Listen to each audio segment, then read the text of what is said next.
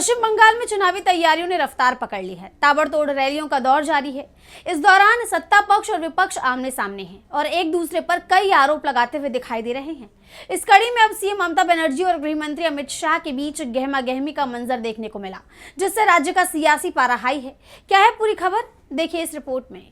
पश्चिम बंगाल में चुनाव की तारीखें नजदीक आने में अब बस कुछ ही हफ्तों का समय रह गया है, जिसे लेकर एक तरफ पार्टियों ने चुनावी तैयारियों में अपनी पूरी ताकत झोंक दी है, तो दूसरी तरफ सियासी बोलबाला भी जारी है। रानीगंज में एक चुनावी रैली को संबोधित करते हुए ममता बनर्जी ने कहा कि अगर भाजपा राज्य में सत्ता में आती है तो वो बुलडोजर का इस्तेमाल करेंगे और सभी को बाहर निकाल देंगे। भाजपा सारी हदें पार कर रही है, एसआईआर उसके लिए बड़ा नुकसान साबित होगा। बंगाल को खत्म करने की कोशिश करके भाजपा पूरे देश में सत्ता खो देगी।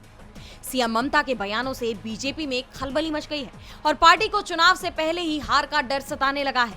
अब खौफ में आकर गृह मंत्री अमित शाह ने 14 आरोपों की चार्जशीट जारी कर दी है और अपने बचाव में कहा कि देश में एक ही राज्य है जहां से घुसपैठ का रास्ता खुलता है। बंगाल में ममता राज में भय, भ्रष्टाचार, भेदभाव की राजनीति चल रही है। टीएमसी के कुशासन में बंगाल भ्रष्टाचार की प्रयोगशाला बन चुका है। हम बंगाल की अराजकता, आर्थिक बदहाली का मुद्दा जन जन तक पहुंचा रहे हैं। बंगाल की जनता को तय करना है कि भय को चुनना है या भरोसे को चुनना है। शाह के बयान पर पलटवार करते हुए टीएमसी ने एक्स पर पोस्ट भी किया कि केंद्र में भाजपा का शासन है, 15 राज्यों में भाजपा का शासन है, अधिकांश सीमावर्ती राज्यों में भाजपा का शासन है, जिनके माध्यम से घुसपैठ हो रही है। अमित शाह गृह मंत्री हैं, तो आखिर वे किस बात का इंतजार कर रहे हैं? उनका गृह मंत्रालय अवैध प्रवासियों की पहचान करने और उन्हें निर्वासित करने में पूरी तरह विफल क्यों रहा है?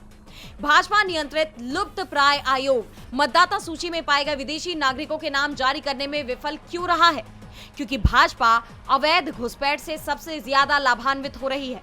वे बंगाली और बांग्लादेशी के बीच की रेखा को धुंधला करना चाहते हैं, ताकि वे अपने नफरत भरे असम शैली के नजरबंदी शिविर मॉडल को बंगाल में ला सके।